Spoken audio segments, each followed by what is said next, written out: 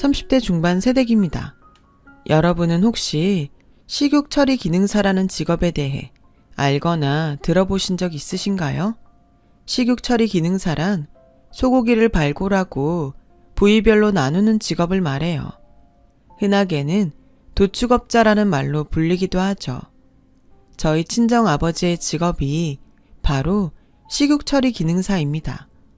몇 해째 우시장에서 친정아버지의 일을 도우면서 저는 참 우여곡절을 많이 겪어왔어요. 그 우여곡절의 대부분은 친정아버지를 향한 편견으로부터 비롯되었죠. 사람들이 많이들 흉을 보더라고요. 조선시대 같으면 쇠백정인 아비가 딸 자식의 팔자까지 백정으로 만들려고 한다고요. 하지만 저는 친정아버지를 무척이나 사랑하고 식욕 처리 기능사라는 직업을 존경해왔어요.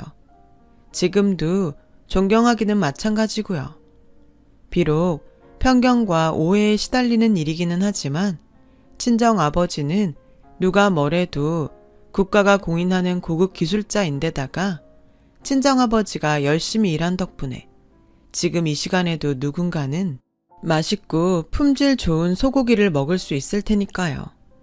이처럼 친정아버지를 자랑스럽게 여기는 저에게 결혼을 약속한 상대가 하나 있었어요. 예비신랑은 수시로 우시장을 방문해 품질 좋은 소고기를 찾아다니던 남자였어요. 우시장을 드나드는 사람들 중 제 또래인 젊은 사람은 무척이나 드문 편이었기에 저는 그 남자를 향한 호기심을 품게 되었어요. 마침 친정아버지의 가게에 단골이 된 그 남자에게 서비스를 핑계삼아 솔직하게 물어봤죠. 마구리살이라고 들어보셨어요? 마구리? 이름 재밌네요. 소고기 부위 이름인가요? 맞아요. 정확히는 소의 척추와 가슴 부위에서 분리해낸 특수 부위를 말하고요. 갈비탕 같은 거 만들 때 육수용으로 우려내면 국물 진하고 좋아요. 아, 네. 근데 전 꽃등심만 주문했는데요. 에이, 시장 인심을 뭘로 보고 당연히 서비스죠. 와, 감사합니다. 잘 먹을게요. 할아버지가 좋아하겠다. 대신 뭐 하나만 물어봐도 될까요? 세상에 공짜는 없으니까요. 사실 마구리살 이거 특급 단골용으로만 판매하는 아주 귀한 특수 부위거든요. 그걸 공짜로 가져가기는 미안할 테니까 제 질문에 대답해주는 걸로 퉁치자는 소리죠. 내 말은. 그래요. 질문이 뭔데요? 제 또래 사람들 치고 우시장 직접 드나드는 사람이 많지 않은데 적어도 일주일에 한 번은 직접 찾아와야만 하는 이유라도 있나 해서요. 매번 2+1만 골라 가져가시는 걸로 봐서는 나름 여유 있는 집 도련님 같기도 하고 그래서 이래저래 궁금했거든요. 할아버지 잡수시라고요. 할아버지요? 네, 할아버지가 연세가 많아서 식사를 잘 못하세요. 근데 희한하게 소고기는 참 맛나게 잡수더라고요. 특히나 이 집 소고기가 식탁에 오르는 날에는 더 많이, 더 잘 잡숫고요. 아, 그러니까 그쪽은 보기 드문 효자다? 네? 그거 알아요. 그쪽 좀 멋있다는 거요. 좀 많이요. 최소한 일주일에 한 번꼴로 우시장을 방문해서 품질 좋은 소고기를 찾아다니던 이유가 연로한 할아버지의 식사를 챙기기 위해서라니. 그는 요즘 보기 드문 효자였고 더욱이 식욕 처리 기능사라는 친정아버지의 직업에 대해 어떠한 편견도 없는 남자였어요. 쇠백정 운운하는 사람들의 편견과는 다르게 오히려 친정아버지를 장인이라며 추켜 세워주었죠. 남자의 효심과 고운 심성에 반한 저는 사랑에 빠져버리고야 말았고 연인이 된 저희는 오래지 않아 결혼 준비를 하게 되었어요. 다른 예비신랑 신부가 그러하듯 행복과 축복으로 가득한 결혼식을 꿈꾸었고요. 하지만 결혼 준비를 시작하기가 무섭게 현실적 어려움과 맞닥뜨리고야 말았어요. 그 현실적 어려움은 바로 양가의 경제적 차이였죠. 친정아버지께서 열심히 일하신 덕분에 저희 집안도 딱히 가난한 집안은 아니었지만 2대째 큰 유통사업을 경영하고 있는 예비시댁은 저희 친정이 가난하게 보일 만큼 무척이나 큰 부잣집이었거든요. 특히나 예비 시어머니의 눈에는 저와 저의 친정이 영 마땅치 않은 모양이었어요. 난 이렇게 생각해요. 결혼은 당사자만의 일이 아닌 두 집안, 양가 전체의 일륜지 대사라고. 말씀 편하게 하세요, 어머님. 결혼이 성사된 사이도 아닌데 벌써부터 남의 집 귀한 여식에게 함부로 말을 놓을 수는 없지 않을까요? 네? 현석이 부모 되는 입장으로다가 우리는 이 결혼 반대라는 소리예요. 아, 네. 실례가 아니라면 이유를 여쭈어볼 수 있을까요? 그래요. 다짜고짜 무작정 반대만 할 수는 없으니 우리 집안이 현석이 할아버지 시절부터 2대째 큰 유통사업을 가업으로 경영하고 있는 집안이란 건 알고 왔죠? 그럼요. 현석 씨 통해서 할아버님 이야기도 많이 듣고 왔습니다. 소고기를 무척 좋아하신다고요. 우리 시아버님 이야기는 할 것 없고 여튼간에 현석이 부모 입장은 그래요. 우리는 현석이가 우리 사업을 3대째 이어받기를 원하거든요. 당연히 며느리 될 자리는 아들이 사업을 경영하는 데 도움이 될 만한 경영학과 출신을 원하고요. 그런데 제 직업이 마음에 걸리시나요? 당연하죠. 우시장에서 친정 아버지의 일을 돕는 며느리? 솔직히 눈에 차지 않는 것이 사실이니까. 그것뿐만이 아니라 집안도 썩 내키지가 않네요. 집안이요? 친정 아버지도 그렇고 친정 내력도 그렇고 대대로 우시장에서 소고기 정형리를 하는 집안이라면서요. 그런데 우리는 우리 집안 사업을 확장시키는 데 도움이 될 만한 재력가 또는 사업가를 사돈댁으로 원하거든요. 이러니 결혼을 반대할 수밖에. 네, 맞아요. 예비 시부모는 2대째 이어온 사업을 아들이 물려받기를 원했고 아들이 사업을 경영하는 데 도움을 줄 며느리를 원했답니다. 본인들의 사업을 확장시키는 데 도움이 될 재력가 또는 사업가 사돈댁을 원하고 있었어요.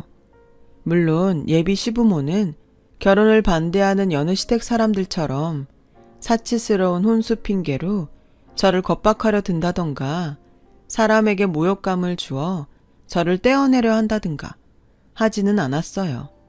말 한마디 행동 하나하나 정중하고 기품이 넘쳤죠.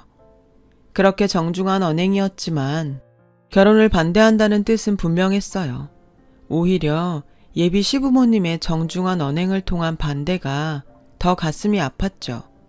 욕지거리 잔뜩 섞어서 고래고래 질러대는 고함보다는 비수처럼 한마디 한마디 얌전하게 꽂아대는 말들이 훨씬 잔인하고 아프다는 거. 제가 딱 그랬어요. 정중하고 기품 있게 존댓말까지 해가며 조곤조곤 꽂아대는 결혼 반대의 말들과 이유들이 너무 아팠어요. 그렇게 예비 시부모의 결혼 반대가 한동안 이어졌어요. 그럴수록 예비 신랑은 더더욱 큰 사랑으로 저의 마음을 안아주었지만 저 또한 어쩔 수 없는 사람이기에 갈수록 복잡해지고 지쳐가는 심정은 별다른 도리가 없었죠. 그렇다고 제가 결혼 반대를 가만히 앉아서 듣고만 있었던 건 아니에요. 친정 아버지의 직업을 걸고 넘어지는 예비 시부모의 말만큼은 절대로 얌전히 당해주지 않았습니다. 결혼 반대하는 뜻은 잘 알겠습니다, 어머님. 양가의 격차가 크고 결혼에 대한 생각이 다른 만큼 충분히 할 수 있는 생각이라고 봐요. 하지만 친정 아버지 직업에 대한 얘기만큼은 그냥 넘어가서는 안 될 것 같네요. 식육 처리 기능사? 우시장에서 일한다던? 네, 물론 사람들이 많은 편견을 갖고 있기도 하고 때로는 그 편견으로 인해 무시받는 일도 종종 생기기는 해요. 친정 아버지를 조선시대 같으면 쇠벽장이라며 폄하하면서 자신은 양반이라도 된다는 양 상전처럼 고압적으로 행동하는 사람들이 제법 있거든요. 그 말은 내가 상전이라도 된다는 양 갑질이라도 했다 뭐 그런 소린가 지금? 직접적으로 그러진 않았죠. 하지만 결혼을 반대하는 과정 속에서 친정아버지의 직업을 문제 삼는 뉘앙스에서 어머님과 아버님도 제 친정아버지를 업신여기는 것은 아닌가 우려를 느낀 것도 사실이라서요. 그래요. 그렇게 느꼈다면 사과하죠. 직업에 귀천이 있다고 생각하지는 않아요. 자식에게 그렇게 가르치지도 않았고. 그러니 오해가 있다면 여기서 풀고 이제 그만 돌아가요. 저녁 식사 시간이 다 되어서. 이해해 주셔서 감사합니다. 그럼 나중에 또 찾아뵐게요. 나중에 또 찾아뵌다는 말은 좀 거슬리는데 우리가 또 만나야 하는 이유가 있을까요? 우리가 그쪽 집안과의 결혼을 반대한다는 뜻은 충분히 전해지고도 남지 않았나? 사람이 그렇게 말귀가 어두워서야 원?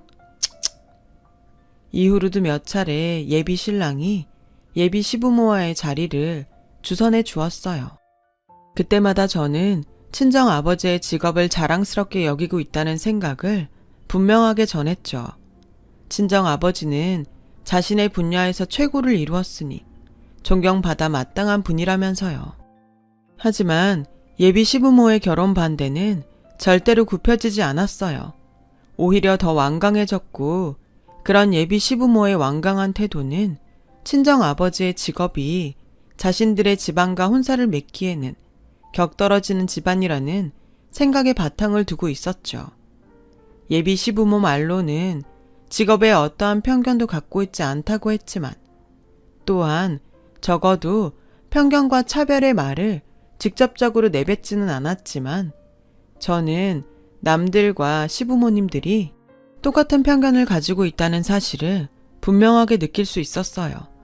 저를 대하는 시선이 친정 아버지를 편견으로 대하던 사람들의 눈빛과 갈수록 닮아갔고 노골적이 되어갔거든요. 그런 시선에 담겨있던 말은 너무도 분명한 한 단어, 백정. 이처럼 갈수록 완고해지는 상황들 앞에서 저는 결국 절감하고야 말았죠. 친정 아버지의 직업을 향한 사회적 편견과 그 편견만큼이나 공고하게 쌓여있는 결혼 반대라는 성벽을 말이에요. 물론 그 과정 속에서 예비 신랑도 가만히 있었던 건 아니었어요. 저와 예비 시부모의 갈등이 빚어질 때마다 신랑은 매번 언성까지 높여가며 저와 친정 아버지 편을 들어주었고 제가 없는 자리에서도 예비 시부모님의 편견을 설득하기 위해 무척이나 노력했죠.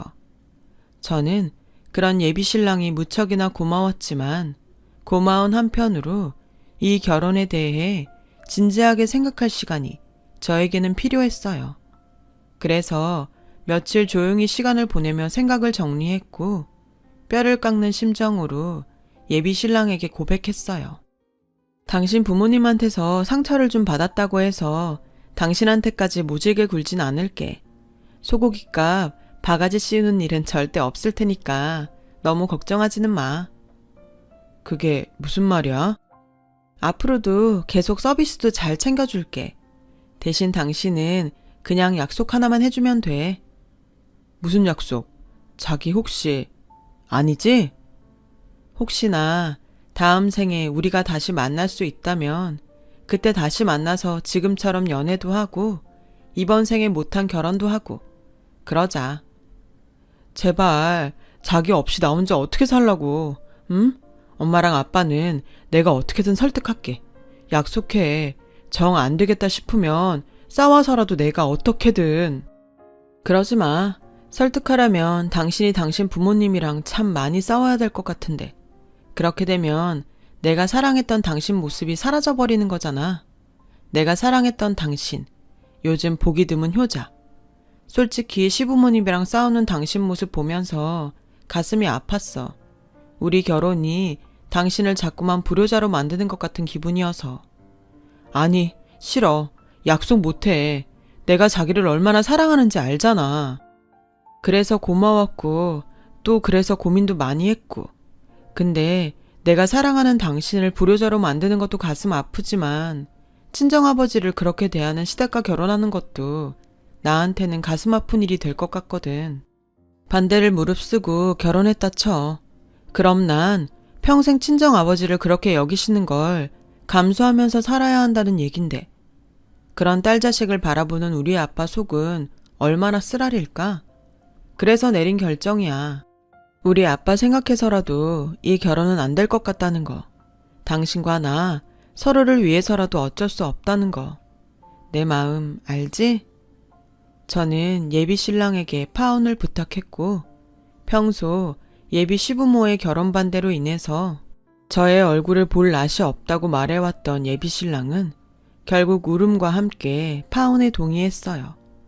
서로를 너무 사랑하기에 서로의 행복을 위한 파혼이었죠. 그렇게 예비 신랑과 파혼 이야기를 마친 저는 며칠 뒤 마지막 인사를 위해 예비 시댁을 찾았어요. 정성껏 마련한 작별 선물 하나를 품에 안은 채로.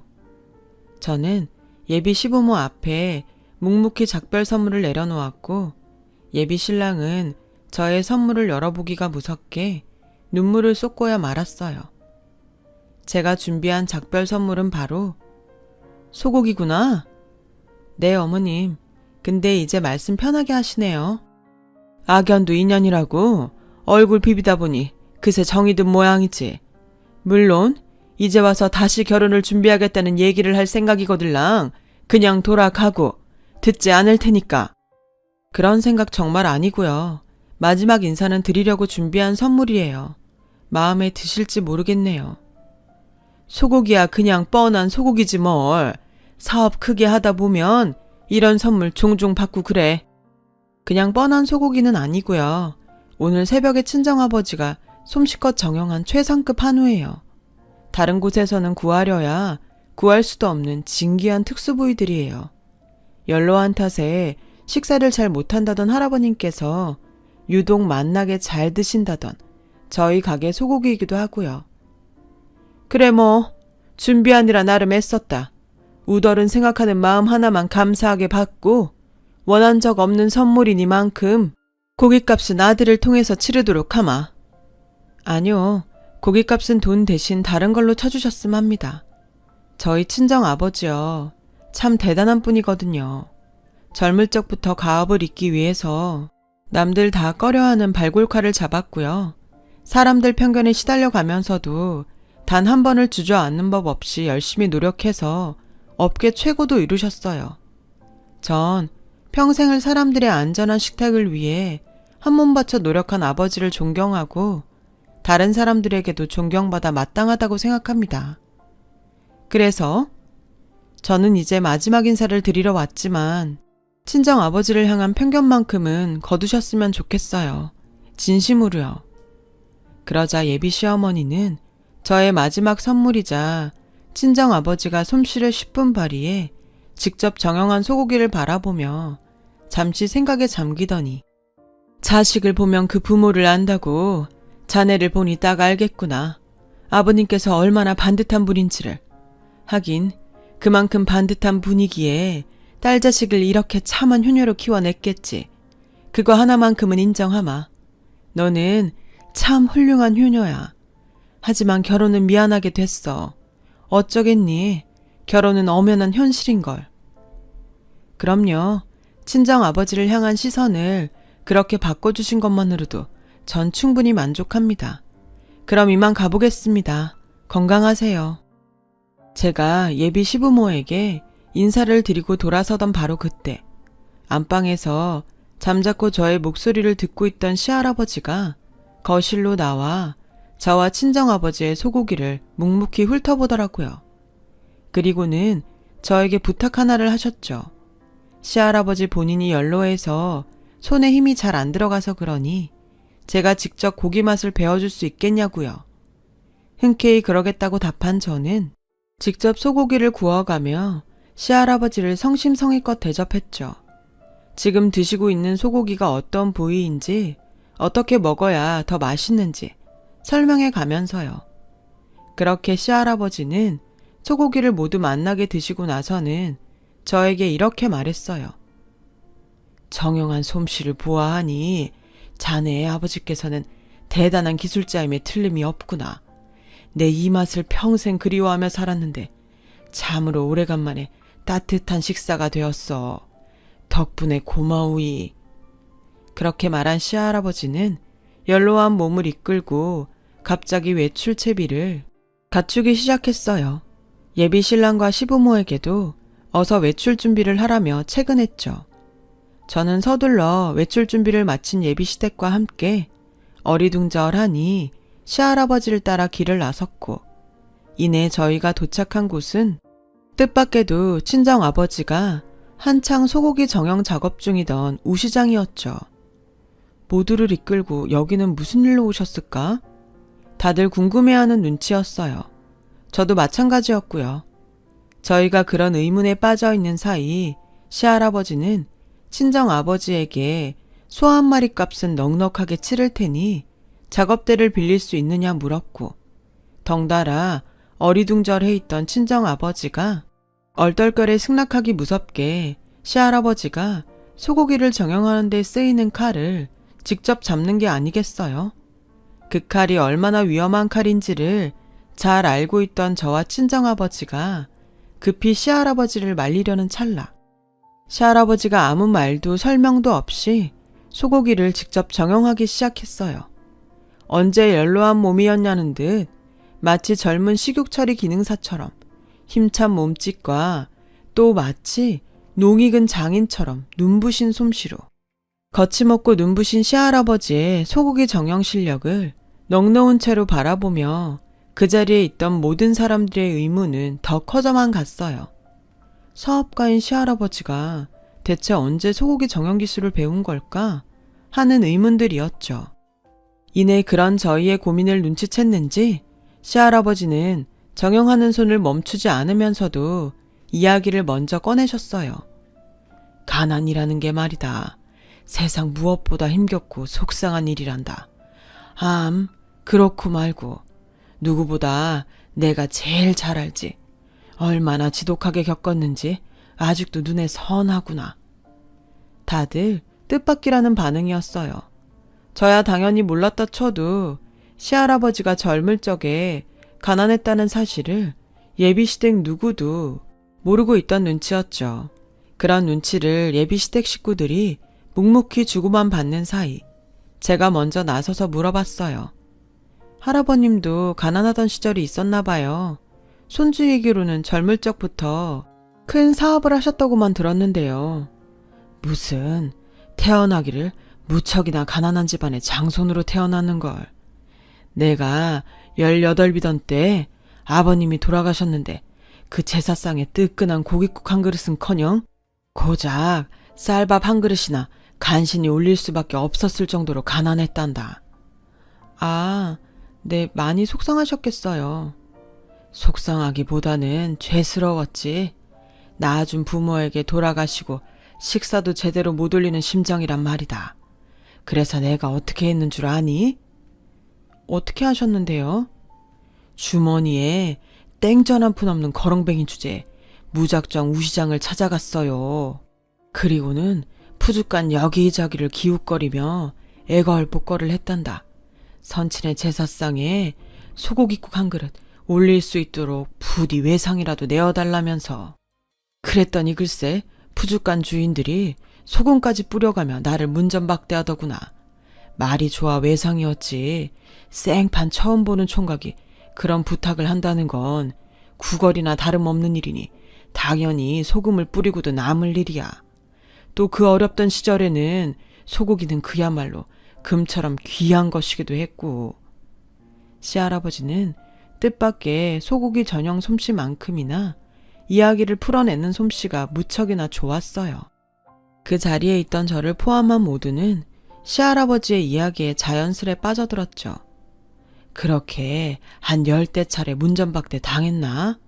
괜한 억하심장에 주저앉아 눈물식이나 훌쩍거리던 나에게 스승님이 손을 뻗어주었어. 스승님과 나는 그렇게 처음 만나게 되었단다.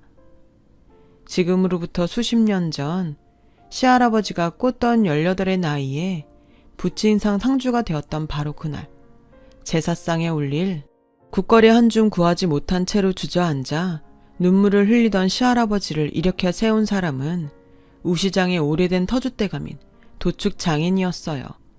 그 장인은 부모를 향한 효심을 저버리는 법은 없다면서 시할아버지를 문전박대한 푸주간 주인들을 한참이나 꾸짖었답니다.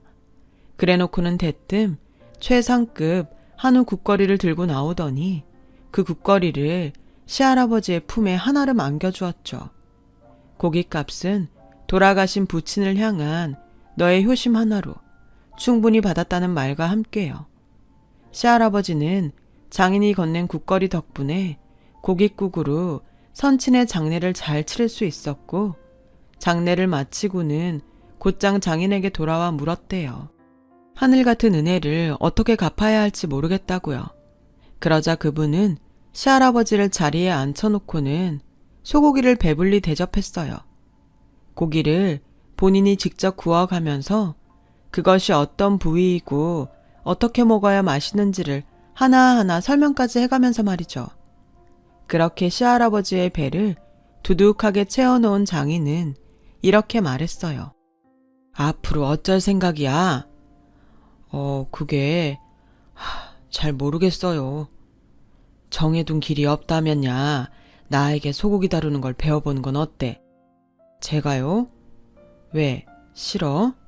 싫다기보다는 물론 새백정이라는 사람들의 편견에 시달리며 사는 삶이 될 테야. 편견에 시달리는 만큼이나 귀한 소고기를 다루는 몸 또한 힘든 삶이 될 거고 그게 무서운 거니? 솔직히 네, 무엇보다 새백정이라는 사람들의 시선이 걱정되는 건 사실이니까요. 이놈아, 뭐가 그리 창피하고 걱정이냐. 사지 멀쩡한 놈이 여기저기 빌어먹거나 하면서 허송세월이나 보내는 것이 창피하고 걱정해야 할 일이야. 돌아가신 부친을 위해서라도 그러면 못 쓰는 법이야.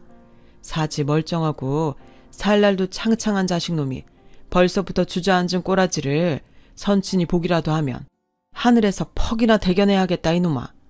낳아준 선친의 은혜에 보답하기 위해서라도 어떻게든 뭐든 열심히 살아갈 생각을 해야지.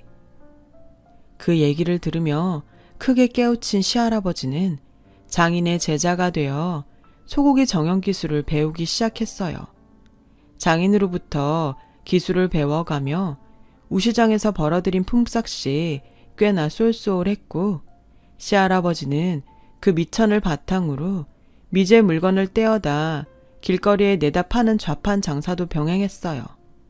다만 선친의 장례식에 쇠고기꽃 한 그릇 올리지도 못할 뻔했던 가난을 후손에게 물려주지 않기 위한 노력이었을 뿐 푸죽한 일이 싫어서는 절대로 아니었죠. 미제 물건 장사가 하루가 다르게 잘 되어 갈수록 시할아버지는 자꾸만 걱정스러웠대요. 자신의 미제 물건 장사가 스승인 장인 입장에서는 외도로 보일 수도 있을 테니까요. 하지만 장인은 제자인 시할아버지의 미제 물건 장사를 되려 크게 반겼어요. 어디서 뭘 하든 열심히 살기만 하면 그만이라며 수제자인 시할아버지를 응원해 주었죠. 그렇게 얼마 뒤 시할아버지의 미제 물건 좌판은 우시장 일과 병행할 수 없을 만큼 번창하게 되었고 장인은 미제 물건 장사에 전념해야겠다는 뜻을 밝힌 시할아버지를 진심으로 반갑게 보내주었어요. 어느 시장에 가든 장사 자리 한 칸은 좋게 얻고도 남을 만큼의 장사 미천까지 챙겨줘가면서 말이죠. 시할아버지의 말에 따르면 오늘날 예비 시부모가 물려받아 2대째 이어가고 있는 큰 유통사업의 시초가 바로 과거 스승 덕분이라고 했어요. 예비 시댁 식구들도 시할아버지의 말에 고개를 끄덕이며 수긍했고 시할아버지는 또 한 번 저에게 감사의 말을 전했어요. 조금 전에 직접 소고기를 구워주며 사근사근 설명하던 자네의 모습이 지금의 나를 있게 해준 옛 스승의 모습과도 너무 닮았어. 그래서 지난날의 추억이 떠올라 수십 년 만에 칼을 다시 잡아보았네. 세월에 잊혀져 가던 스승님과의 소중한 기억을 다시 떠올리게 해주어 무척이나 고마우이. 아니에요. 물론 할아버지의 사연을 알고 했던 일은 아니었지만 저와 친정아버지의 선물 덕분에 할아버님이 행복했다면 저도 행복한걸요. 진심으로요. 그때 시할아버지의 젊을 적 사연을 줄곧 신중하게 듣고 있던 친정아버지가 갑자기 저의 증조할아버지가 쓰던 칼을 찾아오더니 그 칼을 시할아버지 앞에 내보이며 물었죠. 어르신, 이 칼을 알아보시겠습니까? 글쎄, 어디 보자. 제법 세월을 많이 먹은 티가 나면서도 날이 반듯하게 서 있는 것이 참 좋은 칼이구만. 헌데 이 칼을 내게 보여주는 연유라도 있으신가 봅니다. 사실 이 칼은 어르신의 며느리 되고자 했던 딸아이의 증조 할아비이자 저에게는 돌아가신 선친이 평생을 쓰시던 칼입니다. 그리고 저는 저의 선친으로부터 익히 들어왔던 이야기가 하나 있습니다. 선친이 누구보다 아꼈던 한 제자의 이야기. 늘 선친이 그리워했던 어느 젊은 수제자의 이야기였죠. 그러자 시할아버지는 덜덜 떨리는 손으로 돋보기를 끼고는 증조 할아버지의 칼을 아주 오래도록 유심히 살펴보았고 마침내 그 칼을 알아본 시할아버지는 그래, 다시 보니 틀림이 없구나. 틀림이 없어. 내 이 칼을 어찌 잊겠나. 탄식하듯 말을 마친 시할아버지는 증조 할아버지의 칼 앞에 엎드린 그대로 흐느끼며 차마 고개를 들지 못했어요. 그런 시할아버지의 행동은 친정아버지의 질문에 대한 100마디 말보다 확실한 대답이 되었어요. 수십 년 전 시할아버지를 거두어 주었던 스승이자 평생의 은인이었던 우시장 그 장인이 저의 증조 할아버지가 틀림없다는 무언의 대답인 셈이었죠. 그날 비로소 모든 사연을 알게 된 예비 시부모는 은인의 후손인 줄도 모르고 큰 무례를 범했다며 거듭 사과했고 저와 예비 신랑은 수십 년을 거슬러 올라간 은혜와 인연 덕분에 결혼 허락을 받게 되었죠. 더욱이 시할아버지는 본인 명의로 되어 있던 회사 지분 중 일정 부분을 며느리가 될 저에게 상속하기로 했어요. 스승님으로부터 받은 은혜로부터 비롯된 재산인 만큼 당연히 저의 친정아버지의 몫이라는 말과 함께요. 이후 저와 예비 신랑은 행복한 결혼식을 올렸고 마침내 부부가 되었어요. 시부모의 결혼 반대도 친정아버지의 직업을 향한 시댁의 편견도 무엇 하나 없이 오직 행복과 축복만이 가득한 결혼식이었죠. 양가의 관계도 역경을 딛고 결혼에 성공한 저희의 부부 사이처럼 무척이나 끈끈해졌어요. 친정아버지와 시부모님이 증조할아버지와 시할아버지의 관계를 물려받은 셈이 되었다고나 할까요? 시댁이 2대째 경영하고 있던 유통사업이 소고기 유통사업까지 확장되었고 시부모님은 경영 및 사업 전반을, 소고기 장인인 친정아버지는 소고기 수급과 품질 영역을, 이처럼 서로 상부상조 협업을 이어가고 있거든요. 말하자면 저희 친정과 시댁은 수십 년의 세월이 지난 뒤에 비로소 다시금 하나가 된 격이죠. 스승인 증조할아버지와 제자인 시할아버지가 그 옛날 푸주간에서 함께 정을 쌓고 땀을 흘리던 꽃다운 시절처럼요. 저와 남편도 어려운 사람들을 도와가며 한 인생 열심히 살아보려 합니다. 긴 사연 들어주셔서 감사합니다. 여러분의 삶에 항상 행운과 감사함이 가득하길 바랍니다. 건강하시고요. 여러분, 사연 댓글에 응원과 현명한 조언 부탁드려요. 좋아요와 구독은 저에게 큰 힘이 됩니다. 오늘도 좋은 일 가득하세요.